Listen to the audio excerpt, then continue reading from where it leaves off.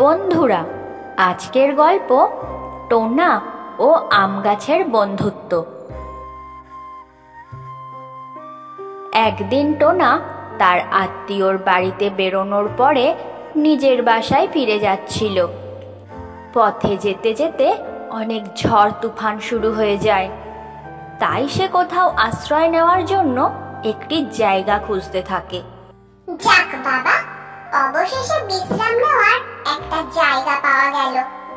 যাই যাই, ওখানে গিয়ে কিছুক্ষণ একটু বসি, বৃষ্টি থামলে তারপর বাসায় চলে যাব। এরপর টোনা একটি মস্ত বড় আম গাছের পাশে একটি গাছের ডালে গিয়ে বসে। কে গো ভাই তুমি? এই বৃষ্টির ভেতর কোথা থেকে আসলে? আচ্ছা শোনো, তোমার সব কথাই শুনবো, তবে তার আগে তুমি গিয়ে গাছের আড়ালে একটু লুকিয়ে পড়ো। এরপর টোনা আম গাছের কথা মতো আম গাছের পাতার আড়ালে গিয়ে লুকিয়ে পড়ে। কিছুক্ষণ পরে সেখানে একটি রাগী এবং পাগল সাধু চলে আসে এবং সে এদিক ওদিক তাকিয়ে কিছু একটা খুঁজতে থাকে, কিন্তু কোথাও কিছু দেখতে না পেয়ে সে সেখান থেকে চলে যায়। ও আম গাছ ভাই, এবার বলো তো, কেনই বা আমাকে ওই গাছের ডালে লুকাতে বললে? আর কেই বা ওই সাধুটা? তাহলে শোনো বলছি, ও একটা দুষ্টু পাজি সাধু। এই জঙ্গলের সকল পশু পাখিকে ও অভিশাপ দিয়ে অদৃশ্য করে দিয়েছে। তোমার ভাগ্য ভালো যে তোমাকেও খুঁজে পায়নি। তোমাকে খুঁজে পেলে তোমাকেও ও অদৃশ্য করে ফেলতো। তাই নাকি আম গাছ ভাই? তাহলে তো তুমি আমার প্রাণ বাঁচালে। আজ থেকে তুমি আমার বন্ধু।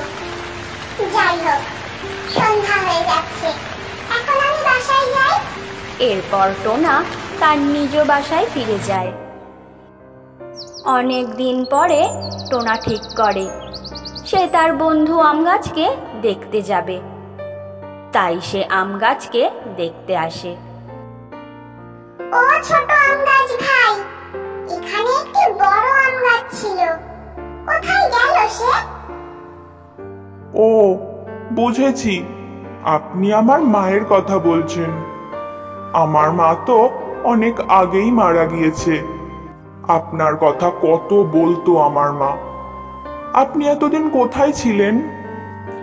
তুমি এগুলো কি বলছো? আমি যে আমার কানকে বিশ্বাস করতে পারছি না।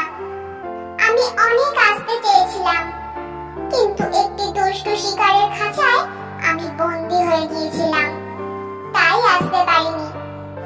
তুমি ভয় পেও না, আজ থেকে আমি এখানে তোমাকে প্রায়ই দেখতে আসব। তুমি কোনো চিন্তা করো না। এরপর থেকে টোনা সেখানে প্রায়ই আসতো এবং ছোট্ট আম গাছটিকে সে দেখাশোনা করত। খুব ভালোভাবেই তাদেরও আবার বন্ধুত্ব শুরু হয়ে গেল। এভাবেই গল্পটি এখানে শেষ হয়ে যায় বন্ধুরা। তাহলে বন্ধুরা, আজকের গল্পটি তোমাদের কেমন লাগলো সেটা কমেন্ট করে জানাতে ভুলো না কিন্তু।